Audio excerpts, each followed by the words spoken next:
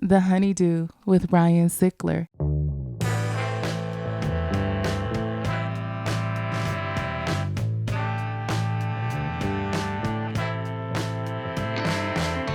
Welcome back to the HoneyDew, y'all. We're over here doing it in the Night Pants Studios. I'm Ryan Sickler, RyanSickler.com, Ryan Sickler on all your social media. Get your tickets to the Night Pants Nation tour, all right? We got it rolling off here already. Coming at y'all, all right? Baltimore, October 23rd. Brea, California, October 28th. Arlington, Virginia, November 12th and 13th.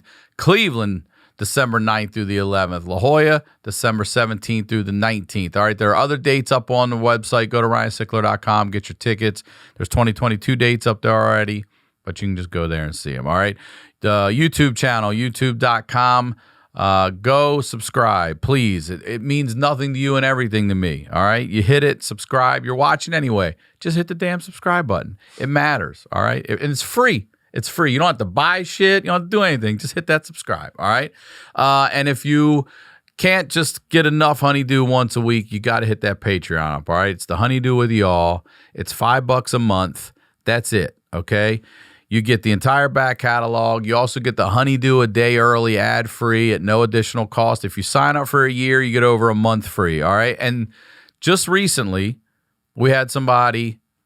I mean, come on, man. Night Pants Nation is solving fucking cold cases, y'all. Who else in comedies out there, their fan bases are solving cold cases? Nobody.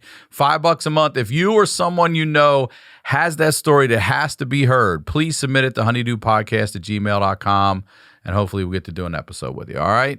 The HoneyDew Podcast, that's the website for the show. You get your merch. The ringtones are there. Y'all ask for the ringtones. They are there, all right?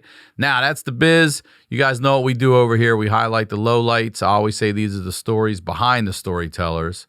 I'm very excited to have here, first time on the HoneyDew, y'all.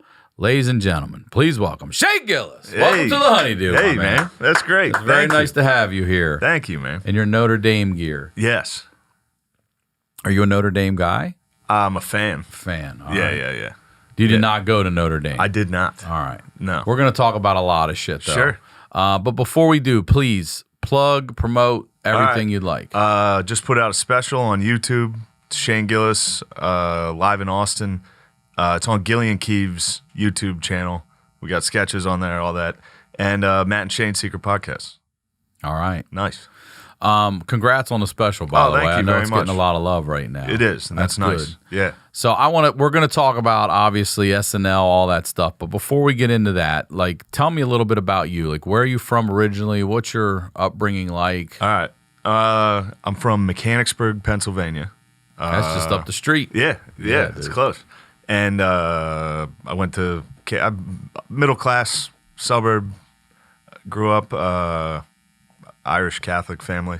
Your parents together at the time? Yeah, Or still together? They're still together. Okay, good. Yeah, and went to Catholic school after that.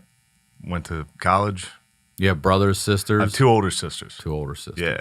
All right. Where'd you go to college? I went to a bunch. I went to a bunch to get a bachelor's degree in history. It was tough. So after high school, I played football, so I went to West Point. Oh, you played football in high school first? I played high school football. Did you get recruited? Yeah. All right, you did. You get a scholarship? Well, West Point, it's full ride. Oh, that's right, full no matter ride. what. But Yeah. yes, I was offered a couple places, chose West Point. And what position are you I played playing? offensive line. Okay. I played tackle in high school. Left or right? I was left tackle in high school. right. The But money guard, tackle. college was guard. I was Too- a little you're smaller? I was too slow, yeah. Yeah. Too slow and not tall enough. College, you got to be like 6'8". Yeah, who's the guy who was playing next to you? You know what's funny? At Army, the dude with the Steelers. Oh, who we just got, actually. The Ravens signed. Villanueva. Villanueva. The Ravens Now, signed him. That's Yeah. how little I know these guys. I quit. I was at West Point for about 3 weeks. Wait, I'm not being. you quit the college too? Oh, I fucking got out of there. Not just the football. Dude, it was boot camp. So, yeah, I guess it's Yeah, military. it was boot yeah. camp. And you're trying to do boot camp with football at the same and time? it was funny because while you're getting recruited, they're like, football, all the football players, we get an escape. We get to leave the military stuff and go play football. And it's like, nice. Turns out college football sucks. It was way worse than boot camp. I was like, let me go back to fucking walking. All boot camp was at West Point was like walking and standing. Now that was the first couple weeks. I'm sure it got harder, but I got out of there. How do you before get out? It got hard. How do you You get just out? cry. All you have to do is cry.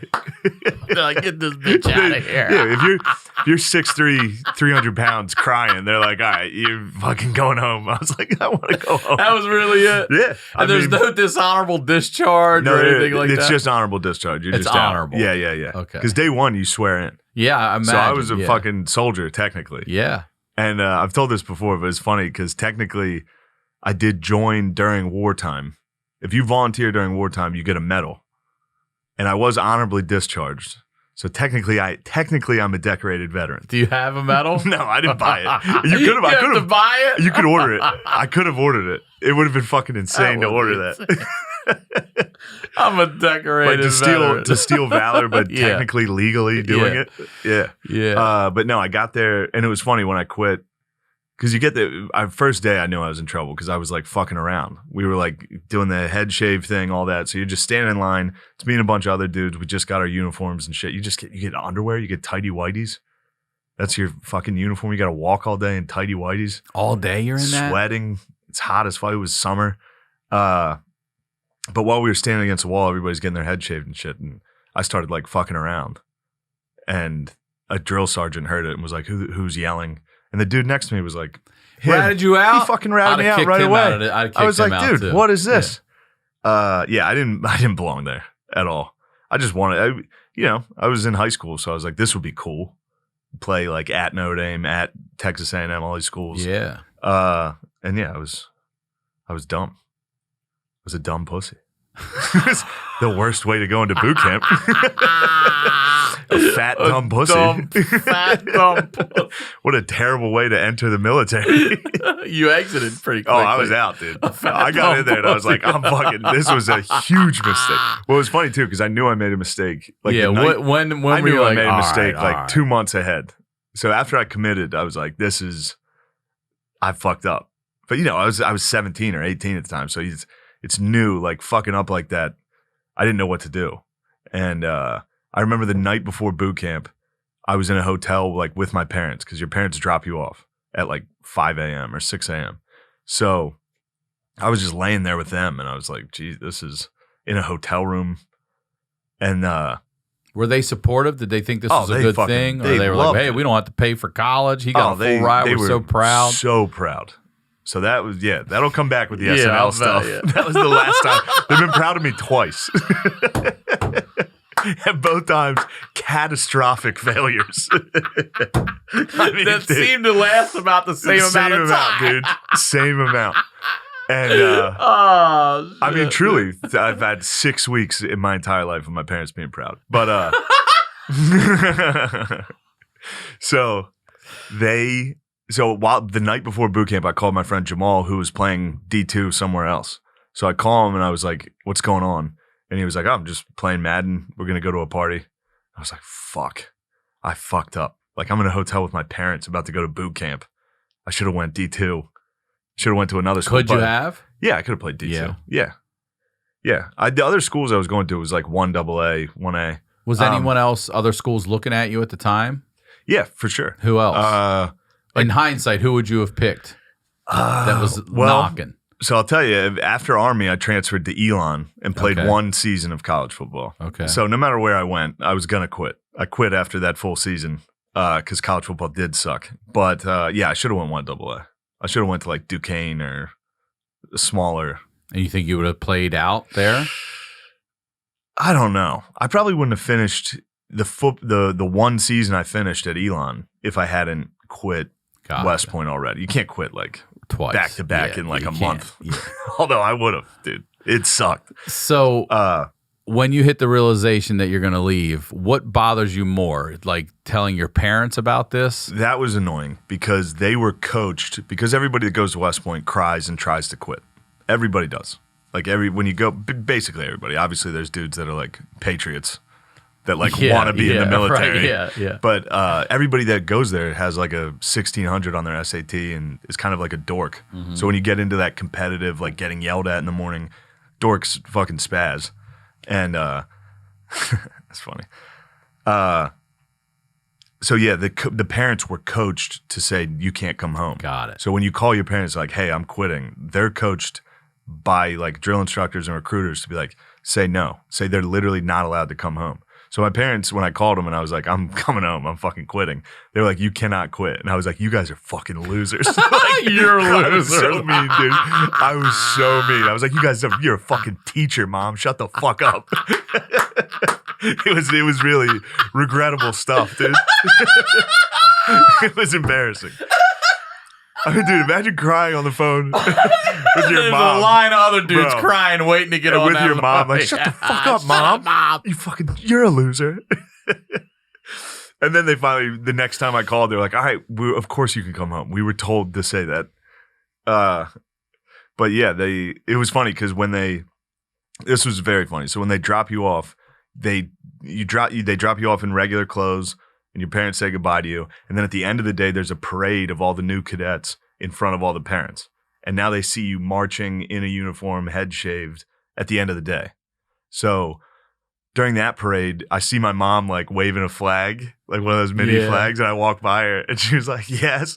And I was like, I'm getting the fuck out. Dude, in 1 hour. And she literally went like this, dude. She goes, she dropped her flag. I'm getting the fuck out. I was like, I am fucking out of here. And oh shit. no, it was a huge. And what was funny is like while you're quitting, I was still getting letters from people back home that were like, "We're so proud of you. This is incredible." And I was like, You're already out. I'm out, dude. You're already sitting on the couch. I was getting letters from people that were like, "We love you. We're proud of you." And I was like, "I'm going to community college." Yeah. Oh, that's great. Yeah, so that was a pretty big How did failure. Did they ever talk to you about it? Like, did they tell you they were disappointed, or you just knew? No, you could see it. Yeah. Yeah. I mean, my dad. Who was more wearing, disappointed? Your dad? I would imagine my dad. Was he a military guy? No. No. That was another thing. He said that. I was like, what if I fucking die? Like, I was talking to him about it. Because one day, Temple recruited me. Temple was recruiting me, and Army was recruiting me. And I told my mom I committed to Temple, and she cried. And I was like, oh, you guys, like, because when Army recruits you, they get your parents. You know what I mean? What do you mean? They tell your parent, because if you're getting recruited to Army, chances are the other schools you're getting recruited to at the D1 level are shitty. You know, it's like Eastern Michigan, Temple, Right. like normal schools that anybody can get into. Army is like going to Ivy League. Right. So when they're recruiting you, they're like drilling it to your parents. Like, your kid's going to be a fucking loser if he goes to Eastern Michigan. We can make him a senator. I see. So your parents are like, oh, you got to go to Army. Right. You have to go to Army. So when I told my mom I committed to Temple, she like was sad. And I didn't commit to Temple. I just wanted to see what she would say. And she like cried. And I was like, damn. So like they get your parents. So my parents were like, West Point's the best place ever. Yeah, they're all in. My dad had like Army hats. But I remember one time I was talking to my dad about Army. And I was like, what if I fucking die? And he's like, is that so bad? Is that so Dying bad? for your country? That's the And end I was like, of it. you're a salesman. Don't tell me that. That's the end. Yeah. That's so bad. Yeah. I was like, what if I die? He's To like, is his that bad to son. die for your country? I was like, you didn't fucking serve. What the fuck are you talking about? Yeah. So there was a lot of that. So you get out and then you. I get out. I transfer immediately. I go. This also sucked because I quit early enough, and West Point's boot camp is early enough that you start in like June. So I technically quit early enough to have time to go make another school's Oh, okay. preseason. So I left boot camp and went straight like a week later to Elon University in North Carolina because their coach at the time was at Lehigh and he was recruiting me there. And so I get to Elon and that sucked. That was harder than boot camp. I mean, college football is harder than West Point's boot camp. I'm not saying like Marines or anything. In what ways? You physically get beat up. Okay. Like you're going up against like jacked, giant dudes that are physically dominating you for 4 hours every single day. So that sucks. Just beating you. Oh man, dude, I was like, And you're going up against I'm big D slow tackles and all dude. that Well, shit. even the safeties would like come down. Dude, guys that were like 180 pounds would just fucking level me, dude. I sucked. I fucking sucked. Oh man, and it's such fucking a Ronnie Lott over dude. here. It was Jesus such a Christ. harsh reality because you go from high school where I was 6'3", 290 in high school. I was bigger than everybody. Yeah. I could literally just walk towards someone and they'd move. And then you get to college and like those dudes are huge. So the reality is like you go from being the best guy on your team to the worst guy in the conference. The conference. I was so bad, dude. When my O-line coach at Elon fucking hated me. He hated me. And when I quit, I was like, I feel like I'm probably like one of the worst guys on the team, right? And he was like, yeah, you're probably. Yeah. When I quit, he was like, yeah, you're fine. You're doing the right thing. Yeah. It was rough, dude. That is rough. You're out there giving that's your everything. That was my whole identity, my whole life. I was like, I'm a football player. And then you find out you're not. And it's like, oh, fuck. And then what do? You pivot to what? So I left Elon, went to Harrisburg Area Community College. So this is all in the span of like a year and a half. My parents think I'm going to be like a senator at Westwood, like a general. Mm-hmm. And then like a year and a half later, I'm like failing at community college, sleeping on their couch, washing dishes. I mean, it was like, so I've been down before. Like the SNL thing was bad, but it was nothing compared. Like that was bad. That was like, my dad was like, you're a pussy. And that hurt. You know what I mean? And he was right at the time I was being a pussy. I was quitting everything. And I ended up getting into Westchester University, just studied history. That was it. And you got your bachelor's? Got a bachelor's in history for no reason. All right. So graduated when I was like 23 or 24. Now, are you into comedy at all during this time? I just started comedy at Westchester. So when I, like 22 years old, all right, 21, so 22. 22. And what age do you get SNL? 2 years ago. So I was 32 or 31. So 10 years, 9 years. Yeah, you're in. 31. But see, when I started comedy, it was only in the summer because I would do it at home, not really at school. Mm-hmm. And then I would take like 6 months off, a year off, like shit like that. And then sold cars. And then I just left Harrisburg, moved to Philadelphia to do comedy like full time. So I was in Philly for like 4 years. The first year I moved to New York, that's when I got SNL. Gotcha. Oh, first year in. Yeah, there. like right away. Yeah, it was cool. So talk to me about that, because as a kid, was SNL always a goal? When I was a young kid, yeah, I was like, Chris Farley's the funniest guy of all time. Right. And then Will Ferrell, I thought was easily the funniest dude. And then, but once I got into stand-up, I was like, I'll never get SNL. Like, that's not, I knew who I was. I wasn't, and I knew what they were. So I was like, I'll never get that. And then I got to New York and my agents were like, hey, SNL wants to give you a writer's packet. I was like, I'm not going to be a writer. I didn't do it. They're like, SNL wants you to audition. I was like, eh. Now, what were they seeing that caught their eye? Oh, JFL. Okay. I did pretty well at JFL and at And you did stand up there? Or did you do just stand up? Stand up. Yeah. And then, they were like, we want you to audition straight to the main stage. So I was like, yeah, definitely. Wow. And I was still like, I'm not going to get it. Like, I remember being in the waiting room with my friend, Reggie Conquest. He's a comic. He's very funny. We were together waiting for this. And I was like, I'm never going to get this. Like, this is, like, I didn't care. And what was your audition? What did you prepare? Just 5 minutes of stand up. You didn't have characters? No characters, nothing. Just stand up. And this was still to be in front of the camera, or are they still considering you to write, or both? Well, yeah, when you audition, they're not sure. But once I auditioned. But you knew you didn't want to write. Yeah, I knew I didn't want to write. Mm-hmm. But once you go through the audition and they're like, if they offered you a writer's job, if they would have given me a writer's job, like I sat down with Lauren and he was like, I'm not sure if you're going to write or be on the cast. If you're a writer, it'll just be to show you the ropes of how things are done here for a year and then cast. But then he called me and was like, we'll go straight to cast. All right, so let's go back. So you did 5 minutes. Who's in the room? It's an empty room, which is fucking brutal. Yeah, dude. It's like, and also I was saying how I didn't care. Like I truly was loose, didn't care. And then as soon as you walk into the room and see the stage, you're like, oh, fuck, are you right there on that stage? Yeah. You're standing dead center on the main stage where they do the monologue and all that. And there's just a camera right in front of you. But yeah, right when I walked out, it all changed. There's no execs in the dark. There is. There's a table of like Lorne Michaels and the writers, like Michael Che and some of the other executives and all that. There's just a small table to your left of probably like 8 people.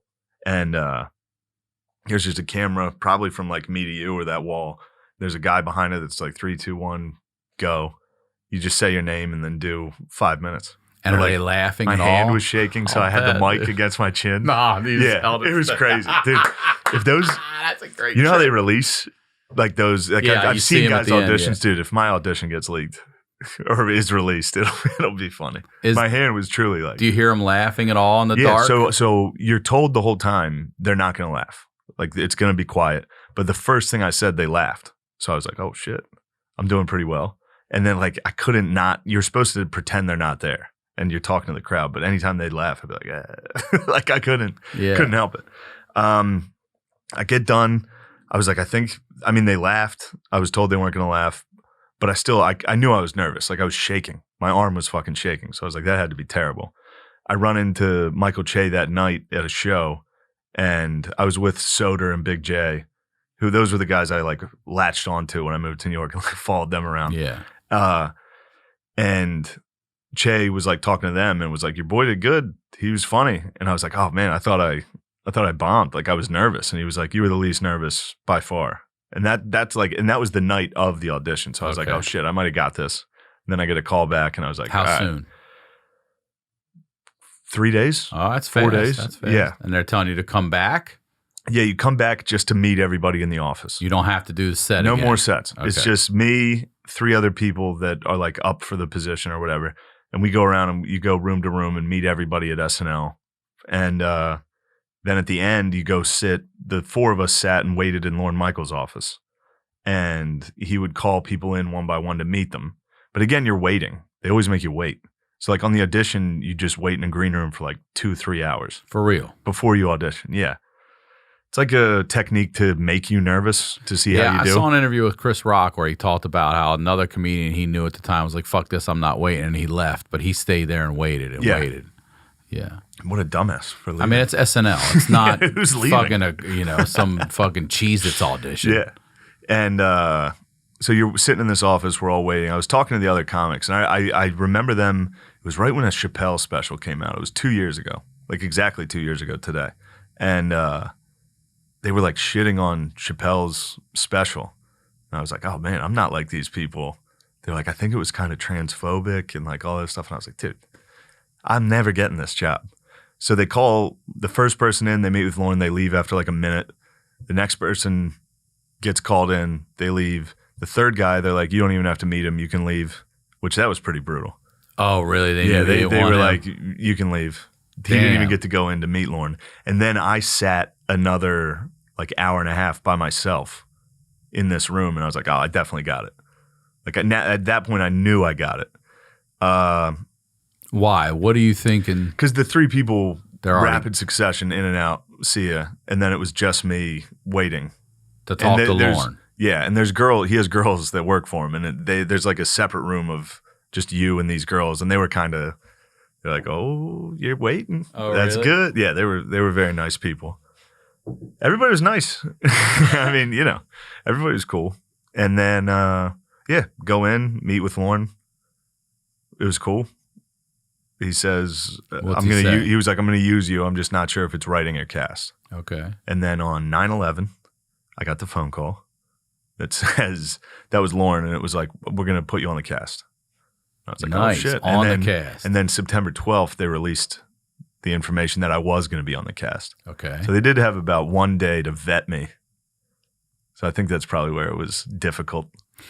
Look, for someone who does, weekly content. Exactly. Good Exactly. luck vetting anyone that's Yeah. been doing that for 10 years, Yeah, Good for sure. luck finding that. But also, you got to be looking for it, Yeah, especially if you're going back that far. yeah. So you get so the 11th you get the call, 12th Yeah. it hits the trades. Yeah. 4 hours later, I'm getting Same fucking- day? Same day. I didn't realize it was I the literally- same day. I the thought it was day the it got next day. announced that I was on SNL, I got like everybody I've ever known in my life was calling me. It was like, congratulations, proud of you, we love you. And then it's funny because I didn't have time to respond to all of them. So like No. I'll have texts today. Like somebody will text me today that I haven't heard from in a while and be like, hey, congrats on the special. And then the last time they messaged me or texted me, it was like, congrats on SNL. This is incredible. And then the next one's like, don't worry, buddy. We believe in you. Like 3 hours later. I was getting fucking drilled, dude. I'll bet. What is that like? What's when? All right, wait. how did it come to you? How did you find this out is about funny. it? So that night I had shows at the Stand. So I was going to do shows, and I was like, nice. I just got announced on SNL. I'm going to go to the club, get some drinks. It'll be fun. And on the way to the club, I was in a train, and I got a text from my agent that was like, did you say the word? The C word? And I was like, no, I don't say that word. And then she was like, here's a clip of you saying it. It was literally a video of me saying it. And I was like, all right, maybe I said it. Looks like I said it. Yeah. But it was because I was in a train. I was going in and out of service. So like I was getting like texts that were like, did you say this? And then like 20 minutes later, it'd be like, you need to call me. Like, and then the whole way. And by the time I got to the Stand, like TMZ was there. No. Yeah. No. Yeah. Bro, they met you there? They got there before you did? Yeah. Get the fuck crazy. out of here. It was crazy. Yeah. And so you walk into that situation? Yeah, and I'm going from open mics to literally TMZ the next day. And comics like, oh, you're in trouble. And so you got a little bit of a heads up what was happening just because of the shady vaguely. Communication on the train, and you walk into that? Yeah. And do you talk to them right there? No, I didn't talk to them. I just walked in. Did they come to you and ask like, hey, you for man, a what's comment? going on? Hey. You know how they're like nice. Mm-hmm. TMZ's like nice to you. Yeah. They're like, hey, man, it's tough. What's going on? You got anything to say? They try to like bait you in to be like, yeah, fuck that. Yeah. So, Yeah. You know what I mean? So yeah, just that was it. And then I went on stage like while it was all happening, and I was like, I think things are bad. Like I was like, I think I'm in trouble. Yeah, I was like, I don't think this is good.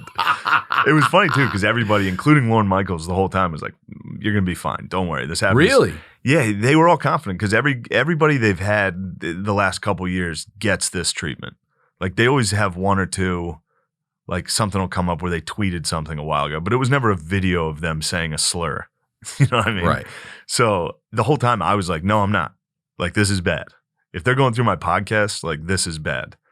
So I was kind of like, I'm definitely getting fired the whole time. Yeah, and then that night I'm on the phone with like Lorne and all these people telling me what to do. Like, don't apologize, say all this shit. What's Lorne telling you? So NBC is saying, here's the statement you need to say. And it's like a written out, like, what I said was inexcusable. I've learned from my mistakes. Like that, like paragraph, you need to tweet this. And I was like, I'm not going to tweet that. Like that's crazy. But then Lorne was like, I just need you to give me something. So I was like, all right, that's fair. That's reasonable.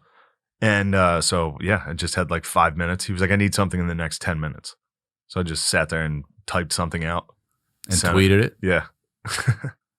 That was it. And that didn't do anything for him? No, fuck no. I mean, I sent it to him first, and he was like, all right, yeah, we'll try. Post this, see how it goes. And there's no apologizing. You know, there's nothing I could have said in that moment where all these people that wanted my job would have been like, oh, you know what I mean? Yeah. When you tweet an apology, that's not going to do anything. No. They're going to just rip it apart. They're going to be like, he doesn't care. Right. You know? Now it's more fodder to tear apart. Yeah. Yeah. So then when do you get the actual call that you're not going to be a cast member? Like 4 days later. Yeah. And are you just fucking shitting yourself, like dying inside? I wasn't like, it was just very surreal. It wasn't like, I mean, don't get me wrong, I was extremely stressed out. Like I'll see a video or interview of me from back then and I'm like, oh man, I was different. Like I was fucked up. It does fuck you up. Like getting like canceled or whatever, however you want to say it. But it's more than being canceled. It's this rise, this historic show, this childhood dream, and canceled all in one. like a week. Yeah, all in a week. Yeah. Like there's more than just canceling and being canceled. But see, here's the thing that I'm a student of the game, so I know who you are, and we have never met before today, and I've like watched your fucking sketches right now. You're killing it, dude. Your shit is funnier than the stuff I see on SNL. Oh, thank you. It's nice to hear though that they thought they were going to be all right, and they thought you really were going to make it through this. Who called you to tell you no? Lorne. Himself. Yeah. Well, first. It was like because they always talk to somebody first. He was just like, yeah, it's not gonna It's not going to happen. And that's it. And I was like, yeah, I know. I was like, yeah, I had a feeling. But he was, so then you have time to write like they offered me, I could either resign, or they could fire me. They offered me that. And I was like, nah, you guys are going to have to fire me. Yep. This is going to be on you. And did they? Yeah, they fired me. yeah. I mean, is that what they actually, it's put in the trades or whatever, like, that it was they fired you? Yeah. Yeah. Yeah. So then I got to, they like timed it so that we're going to say we let you go. You can time it so like I put something out at the same time. Like it's weird. It's orchestrated. Yeah. And yeah. And they're like, let's see, can you show us the tweet you're going to put out about getting fired? I was like, yeah, here it is. Like, this is what I'm going to say. And they're like, all right, that's fine. Yeah. And what's it been like seeing like Che and those guys on the scene since then? Oh, I get along with all those guys. Yeah. Yeah, they didn't fire me. No, In but fact, I mean, I think like I've heard rumors. It's not true. I don't know if it's true, but like him and like some of the other cast members like tried to keep me. Yeah. So yeah, I like those guys. So what happens to you personally after this? Like, where do you go emotionally, personally, this first day after this? Yeah, I don't know. Do you consider quitting? Do you consider none of that? No, never once was like, I'm done. Right. Because I mean, there was a part of me that was like, this is not cool, but like, this is crazy. Like, this is all like, I was on CNN and like, it was crazy. So yeah, you were everywhere. I wouldn't say it was cool, but it was definitely like exciting in some sense, you know, to go from zero to that. I was worried, you know, you're worried about like other things coming out or like you just get very paranoid. And I was going to say, PTSD. Oh, yeah, I would imagine like, they're going to go dig through something I said and take it this way and put that out there and just keep piling it on. I put that special out yesterday and all day I was like, it's the same I did Rogan's podcast and it was the same feeling. I was like, what are they going to pull out of this? This is going to be something bad. And then I put out that special yesterday and I was like, this is going to be bad. So like it does, I don't want to get too emotional. Yeah. But it does take something from you. Like I lost a lot of joy in doing things. You know what I mean? Yeah. And do you find yourself overthinking now to an extent? For sure. Do you think it's a detriment though? Or do you work past it? I don't overthink things in comedy. Like I'll do something and say something and put it out. And then when I'm done, then I'm like, oh, fuck. What did I just do? Right. What did I put out? Here's how it's going to be taken. This is bad. People, and it's tough to explain to people because every fan's like, fuck it, dude. Fuck them. Put it out. And it's like, it fucked me up. Yeah. You know? I can imagine it fucked you up. Good. Tell me about your parents then. You said what happened with them? They were good. They were like proud and supportive. And even when I got like in trouble, they were like, we're with you. Don't worry. So that was nice. Yeah. And then my dad did like a fucking interview with like a local paper. And I called him. I was like, listen, don't talk to anybody. Because that's what happens is like as soon as you're in the spotlight like that, everybody somehow gets everybody you know's phone number. Like I was getting phone calls from everybody. My family was getting phone calls. Really? Yeah. Out of nowhere. Like just news. For quotes and shit? They're trying to get you to say something. And so I like had to call my dad and be like, make sure you don't say anything. And he was like, And I was like, what? And he was like, I just did an interview. I was like, don't do any fucking interviews. He did an interview. He did an interview that was like, my son did nothing wrong. Yeah, like, it was nice. Yeah. It was nice. It was very sweet. That's good. But yeah, I think they were shell shocked too, you know, because it was kind of like West Point where they had like a lot of time to be probably proud and I don't want to say braggadocious, but they were, you know, they're with their friends. They're like, our son's going to West Point. Or like they had a couple days to be like, our son's going to be on Saturday Night Live. Yeah. And everyone was like, oh, great. And then as soon as you get canceled, everyone's like, fucking loser, you know? Now, has that ever happened to anyone on SNL before where they've been cast and then fired?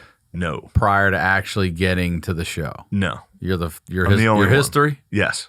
You made SNL history. I did make SNL without history. ever setting foot on the stage. Yeah. No, you set foot on that stage. I did. You auditioned. Technically, I did set foot on the stage. But yeah, I don't know. It's weird to say because it makes me look like I don't know. I don't want to sound like they're all nice. Everybody at SNL was nice to me. There's no real I don't have any hard feelings with SNL. Right. They tried, and I understood why they fired me. You know what I mean? Yeah, of course. So- I know what you mean. Yeah, I but wasn't- I loved seeing like I watched Norm back you. I saw a Yeah, lot that of was social. cool. So tell me about that. Who from the old cast came forward and supported you? I remember seeing David Spade and Bill Burr and Jim Jeffries did like a clip on his show about it, and that was cool to watch. That was nice. But yeah, like Norm Macdonald, He was very vocal who's like about one of my, he's my guy. I love Right? that guy. I mean, come on. Yeah. He's incredible. In fact, I just watched his special last week again. It's Yeah. the best, dude. And yeah, that was cool because he put out a thing like he tweeted something like "Congratulations," Yes. and it was like while I was definitely getting fired, and he didn't think I was going to get fired. Right. So he was like, "Oh, I didn't think." Like it almost seemed like he was being a dick to outside people, like tweeting like people are trying to ruin it. This is the best day of your life. Like Right. while I was getting fired. But yeah, he talked to everybody. They were all pretty supportive. It was crazy. It was wild. So how long did you wait to get back on stage and do stand up? Oh, that night I just kept doing it. Yeah, and people Did were you like, talk about it on stage that night? yeah. Did you? For sure. Yeah, there was a night. The night I got fired, I went and did a show, and it was me and Ari on stage talking about it, and it was pretty cool. It was fun. But then, of course, there's reporters going to shows, recording everything you say, posting it, posting articles about it. It's like, damn. How long was that happening? That was probably about a month, but it still sticks with you. Coming to F. It still sticks with you. So now, like on stage, I'd see people like talking to each other because that's what happens in clubs. Like people talk at the table, and I'd be like, are they fucking talking shit? Like it's just in your head for so Sure. long where you're like, everybody hates me. It's a negative Yeah. thing. Yeah, which is not good to have on stage. No. To like look out to a crowd of people and be like, half them hate me. Right. Yeah, it's wild. But nobody said one thing to my face ever. No? Never. You've never had anyone come up to you? No one blowback. no one has ever in person come up and been like, fuck you. Ever. So that's how it works. Yeah. Everybody just tweets. And then when they see you in person, they're like, oh, hey, how are you? These fake fucks. Yeah. But that was another thing that I understand because I have a podcast when I was an open micer in Philly, trashing everybody. Every single comedian. I'd be like, oh, they fucking suck. I'm fucking better than that. Like all the time. So like when people would do that to me, I'd be like, all right, I get it. I understand. I know the place of like insecurity that comes from to like trash another comic on your podcast. It's just, Yeah. So like I get it. I don't no hard feelings towards any of them either. So, like creatively and strategically, how has this changed you? And because you obviously pivoted and you've moved Yeah. right forward. So what, do you work a different way now? Do you? No. So what did it do? Did it motivate you more in the long run? Do you think it's? Yeah, I would assume it motivated because I don't know how else I would have been if I did or didn't get it. Would you know? have done these sketches and stuff that you do now had it not been for this whole SNL I don't experience? think so. I think if I didn't even get offered SNL, nobody would have ever looked into my podcast or tried to Sure. get me in trouble because that was like one of the few jobs I could have gotten where people were like, look at how shitty this guy is.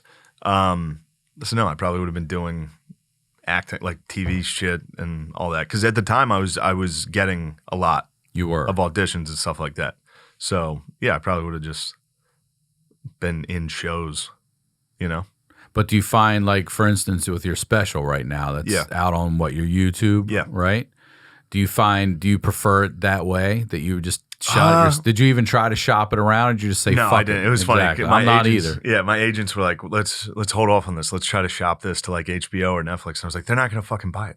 Right. Nobody's going to buy this. And also, it's going to be a year of emails back and forth and bullshit True. to get a no. Then this shit could have been up a year ago. Yeah. Yeah. Of course. And the goal is just put it out on YouTube and hopefully the next special gets picked up.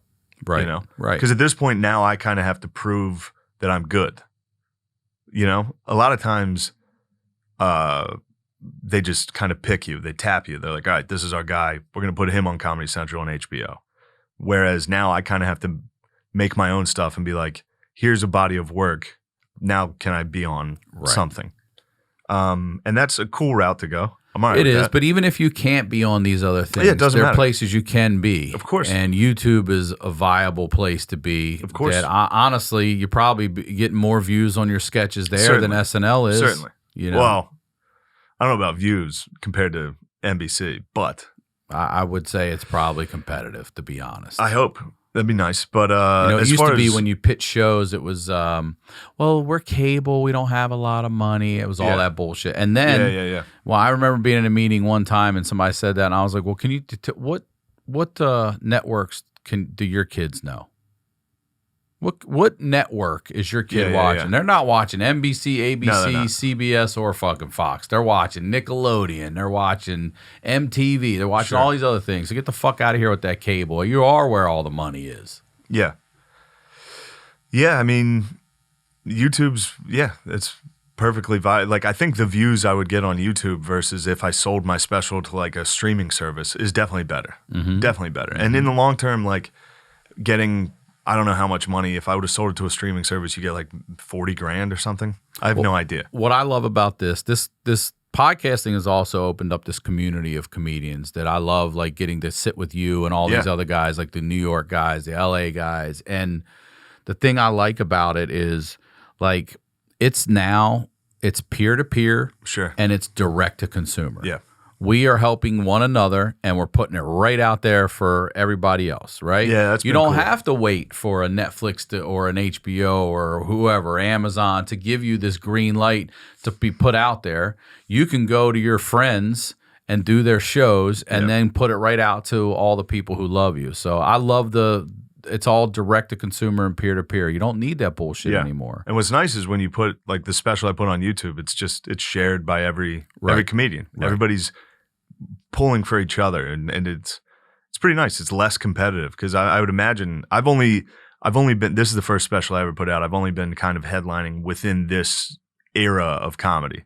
I would imagine before, when like 4 guys got a special a year, it was pretty fucking cutthroat, and comedians would probably be like, fuck that guy, Right? fuck this. Now who could be mad that I put a YouTube special out? Right. No, anybody can do it. Anyone can do it. So it's not It's like I'm 100% taking right. someone's spot. I'm just Look, there literally was doing room it. for all of us before. Sure. There was. Yeah. There's so much more room for Yeah. all of us with the internet now. Yeah.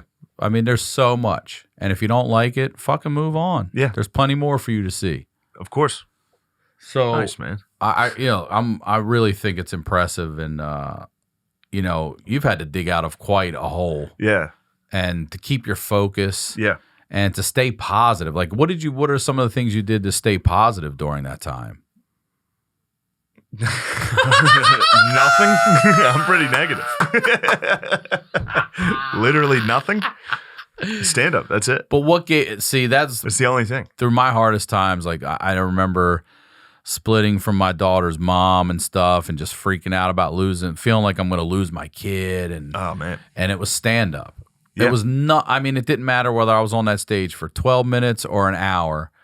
For whatever reason, none of my troubles go through my mind. None Sure. of them. None. Not one. And I'm like, man, that's the only place I'm 100% free, is up there, where I don't think about the bullshit in my life. That's fucking crazy. How do I get that time to be more? Yeah. Either that or drinking. You know what I mean? You can just drink right out of that. Did you drink more during that? Did you? definitely. Yeah, all right. yeah, So yeah. you went. I didn't like turn to the bottle, but yeah. I mean, it was also, it coincided with me moving to New York and doing shows every night. Mm-hmm. So if you're doing shows every night and you drink, you're gonna drink. Yeah. So that, yeah. And then I finally got a little bit of money, because normally up until SNL I had $0.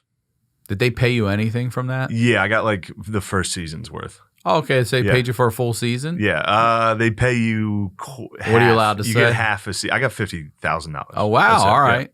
But at the time, that was I mean, it's at least it's something to keep you motivated. fucking 50. and Dude, that was the most money I ever had in my life. yeah. Yeah.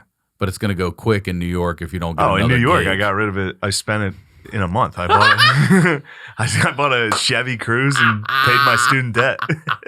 That was sucks it. that you had to give it to fucking student debt. That Yeah, should be yeah, yeah. illegal. Gave it to student debt. I paid the whole thing. God damn. Should have stayed at West Point.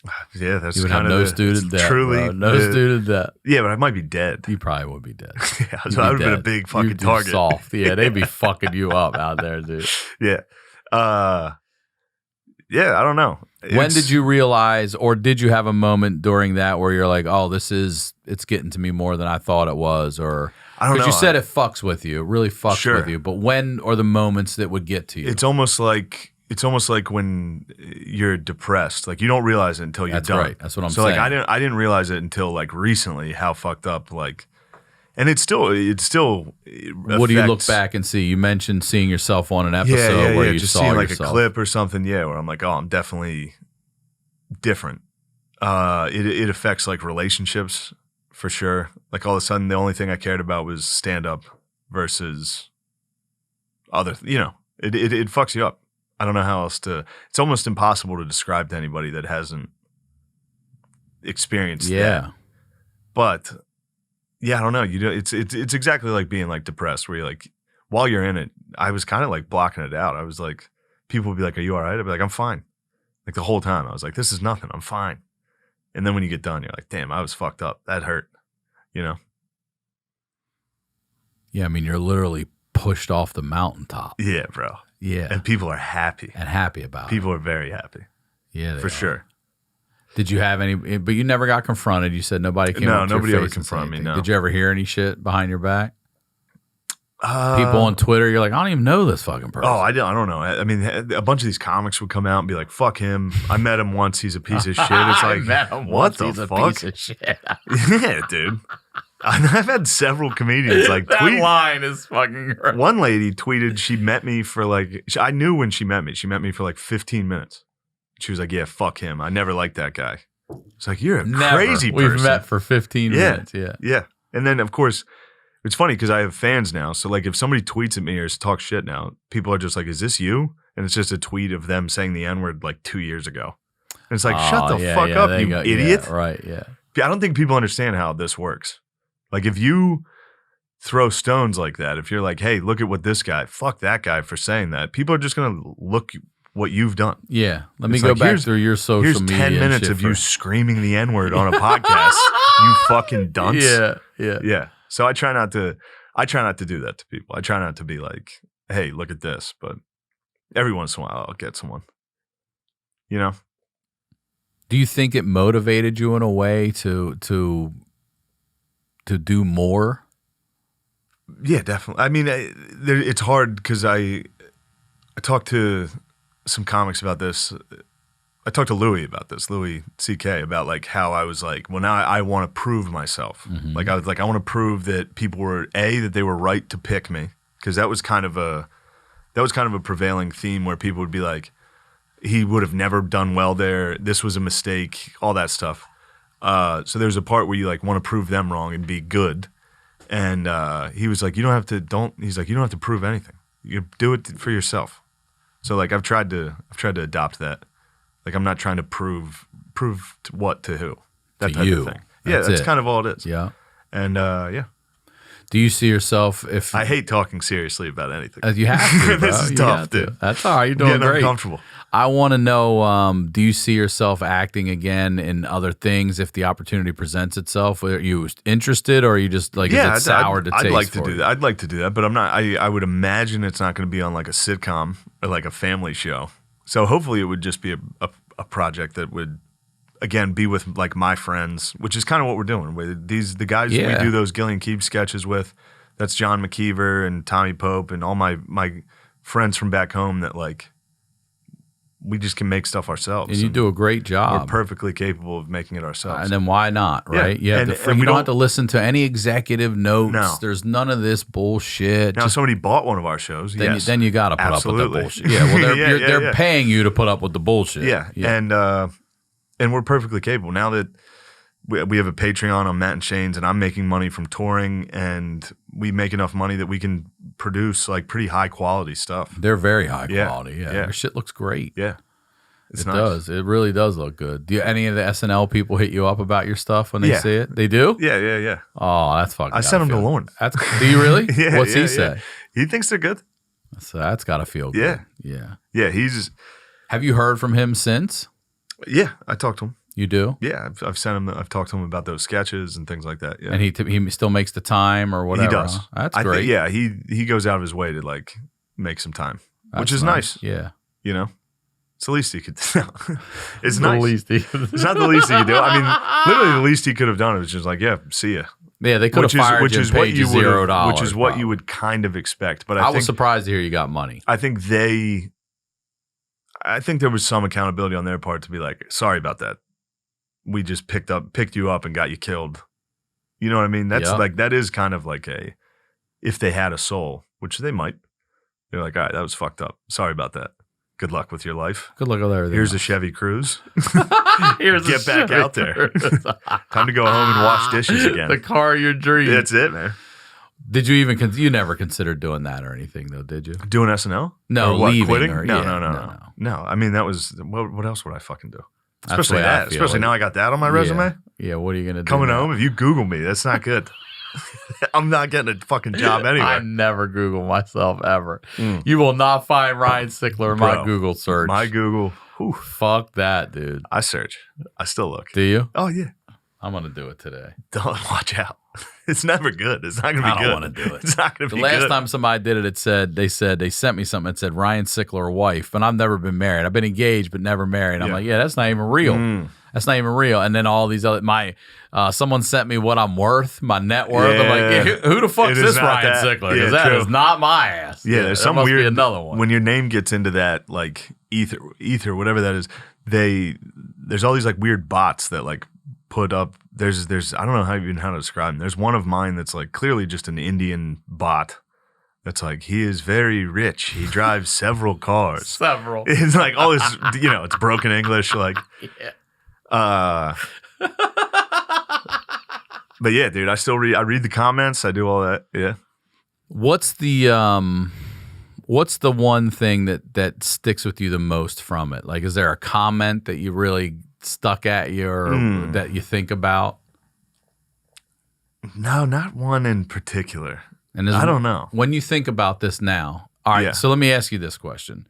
The frequency of the amount of times you think about this incident now, daily. It's still daily. Oh, of course. It's not any less every other day. It's definitely less. So it used to be all day long every day. Oh, yeah. And the time is now less per day? Less per day, certainly. And what do you think about? During the day? Like when these thoughts cross your mind? Notre Dame Toledo this week? Toledo. We got Toledo coming into town. What do I think about? Yeah, I don't know. When you think about this, what do you think about? Huh. I don't know. I'm not sure exactly. Do you have regret? No, definitely no regret. Okay. About because I would have done the podcast. Yeah. No matter what. I regret. No, I guess I don't. Good. I don't think. I mean, I'm not asking you. I'm just curious. Yeah, I don't think so. That's one thing. I say good because you're not. I don't hear you saying I regret losing SNL. I regret you haven't. You're saying no. No, that's one thing I've been kind of proud of myself about is not regretting that stuff, like not letting that get to me. I'll tell you what. The first, so I got hired September 12th, and then I think the first episode was like 2 weeks later. Oh wow. Okay. So right away, I remember that night. I was home by myself. I watched that first episode. Who was it? Might have been Woody Harrelson. Oh, I could be wrong on that. And you watched that? Oh, fuck. I forget. I know who's the girl who sings Bad Guy. Billie Eilish. Oh, she was the musical guy. Yeah. I remember that. I remember sitting there watching it like, damn, I would have been there. And do you watch it still? no, it's on. It's usually on at clubs. Yeah. Like when you're doing stand up, you get done there. It's on in the bar or something. I'll see it and be like, this shit's fucking garbage. It's wild. It's so though, bad, dude. It is bad. There are some sketches that are very good, and I know the people that work there that are very very funny, talented people. But it's rehearsed. It's on national television. It's live, so of course it's going to be clunky. And I think they've stopped trying to. I don't know. Lauren said something interesting where he was like, everybody's favorite is when they were in high school. That's when they're like, that's when it was funny. And that's always been the case. Mm-hmm. And now I think recently It's even more so because now it's even way more political, I believe, than it used to be. You know, like it felt like they used to make fun of both sides pretty. Oh yeah, like they'd have both presidential candidates that's look like right. a fucking idiot. Mondale and Reagan, they would bash Yeah, them so up. they had Alec Baldwin as Trump, and he was like a fat dickhead idiot. And then they had Jim Carrey come on and be like, "Yeah, that's right. I'm cool, Joe Biden." Yeah, and it's like, dude, Joe Biden can't talk. Yeah, just at get all. a guy who's incoherent to be him if you want to make fun of him. Make fun of both. Yeah, of don't them, make that's right. Jim Carrey cool wearing aviators as Joe Biden. Yeah, and they did. Yeah. Ruth Bader Ginsburg dying. They were like, it's like, dude, be funny. Shut up. But yeah, I don't want to. I try not to trash SNL because that, it looks. Yeah. To me, it looks kind of fucking petty. Yeah. Like a sore loser. Like I got fired. So, Yeah, but I will say, like, I don't know how many people have really gone through this cancel culture thing and still stayed where you are, kept your head level. You seem like you've kept your head above the water. Mm-hmm. You're moving forward successfully. It's not easy to do that just regularly in this goddamn business. Well, I appreciate it. Yeah, And so I to do gotta it, try to give myself some credit. you But do. That's what I want to say. Like I'm not. Look, I say this all the time. The other day, yesterday, for the first time, and I can't tell you how long, I looked in the mirror and I was like, "Hey, good job. You're doing good. Yeah. You lost weight. Yeah. Doing the right tours about to start, because I never do that. I always look in the mirror if I do and say, like, what the fuck are you doing? You know what I mean? Like, Yeah. God damn, dude. Every time. But I will it's say never this, the though, love. about the moving forward thing and having gotten canceled. I got canceled. I had nothing before I got canceled, so that's new. No, almost no one has that. That's a good point. So yeah, you're not. So obviously, I'm going losing. to keep moving forward. Yeah. Everybody else had to give something up. Yeah. And yeah, a lot of not many people have been canceled for something they've said. Most of the time, it's you get canceled for something you've done. That's interesting. I'm Yeah, one I of the guess few so, guys huh? to get really fired for something they said. It's like me and Kramer.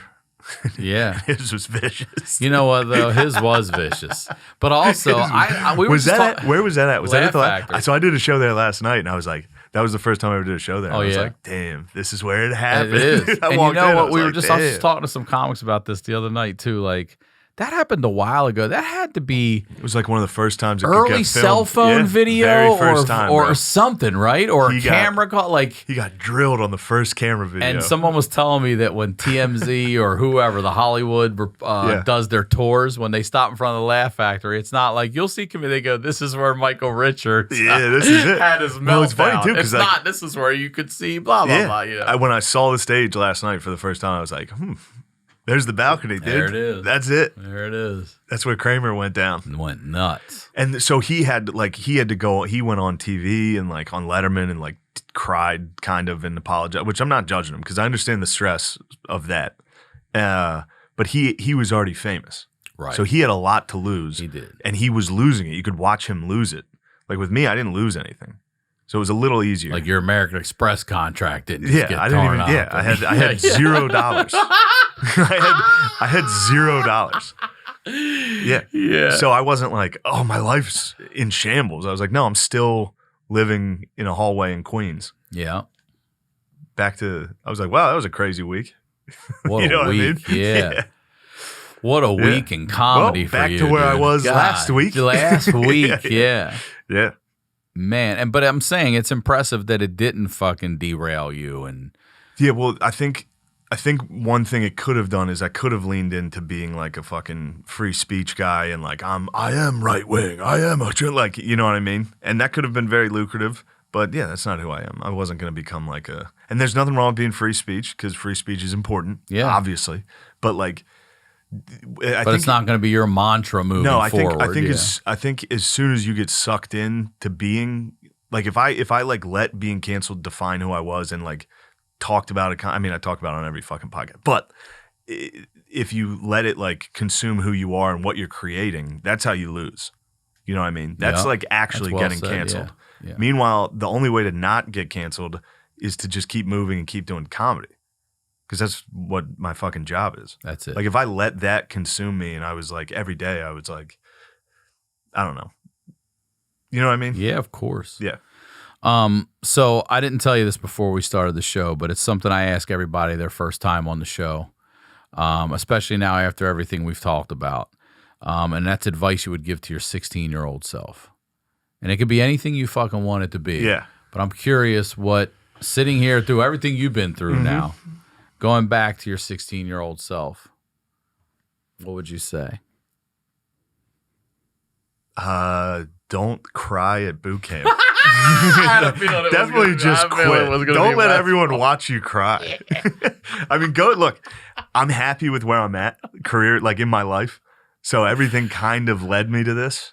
Like maybe if I went to a regular D2 school, played football there, I'd be a salesman in Pennsylvania. Yeah. And that's fine. There's nothing wrong with that. But I like what I do now. So kind of everything got me here.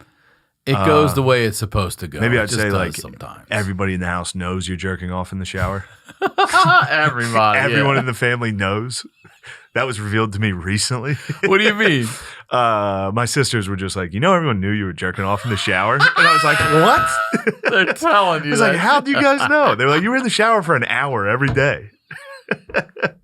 So I'd let 16-year-old tell my stepson, his mom, I'm like, he's jerking off in there. She's like, he is not. I'm like, trust me. Yes, he is. He's been in there for 45 minutes. And P.S., I was 16 with a dick. Yeah. He is This is how definitely this in there is going. doing that right now. Yeah, I'm like, how come every time we walk in, he's taking a shit for 45 minutes, but it never smells like shit? No. Never smells like shit in here. He's cranking one out. Yeah. Dude. Yeah. I don't know. What would you say? What'd you go with? I'm sure you've had To the my answer. 16-year-old Yeah. self, oh man, I don't know. I don't remember mine, but I know 16 was when my father died. So Oh, that's I would tough. definitely say, I know I would say stick this shit out because it gets way fucking Sure. better. Sure. But it's gonna suck for about 30 fucking years. Oh, yeah. How'd your father pass, if you don't mind me asking? Heart attack. Well, it was ruled a heart attack when he passed, but then It's COVID. it was COVID. No, this was 89. Yeah. So years later, when I turned his same age, 42, 6 years ago, I fucking start having all these health problems, kidney stones, all this shit. They take me in. They're thinking I have cancer, all this shit. 6 months into testing, they find out I have this like blood disease in my legs. It's called factor V light, and it's just my blood's prone to being thicker, which makes me susceptible to clots. And now going back through everything, they're like, there's a really good chance that your father's death wasn't a heart attack, and it may have actually been this, because my mom doesn't have it, and neither do my brothers. Wow. So there's a chance 30-some years later I find out that his shit was maybe something else. Yeah. Yeah. So I got to watch my shit. 16-year-old mate. Yeah. Maybe invest in Pfizer Pfizer? or vaccines. Fucking, You can make some money. I don't know. People talk about crypto. I'm like, I still wouldn't give my money. I would, you know what? Yeah. You know what? If I'm going to do an investment, I would do, Duff McKagan from Guns N' Roses, the bass player. Yeah. He made more money back in the day investing in Starbucks than he did on GNR. Damn. And he got in Starbucks early is on a good Starbucks. one. Yeah, Starbucks is a Early. good one. Yeah. And then it just kaboom. Because if I was 16, I couldn't be like, delete the podcast. No. I'd be 16. I'd be like, what the fuck are you? What's a Don't podcast? cry at fucking West Point. Don't cry at West Point. That's a great one. Stop crying in front of people, you fucking giant. Did you cry when you got canceled? No, I don't think so. At least in private? I swear to God. I believe you. I swear to God, I don't remember. I remember times getting like that, like, like when you like lose your breath a little. When he goes, I remember this is the closest I came. I was drunk with some comics at the stand and we were fighting about it. And I was like, yeah, and I went to the dude. I was like, I gotta go to the fucking bathroom, dude. I can't cry at the fucking club. all over again. You Well, gotta dude, stop thank crying. you for coming Bro, on. thanks for real. having me. This was fun. Please promote everything again. Yeah, just check out Gillian Keeves' YouTube channel. That's my special, and then all the sketches me and my friends are making, and then Matt and Shane's Secret Podcast. All right. Yeah. Check out that special. And as always, Ryan Sickler on all social media, ryansickler.com. We'll talk to you all next week.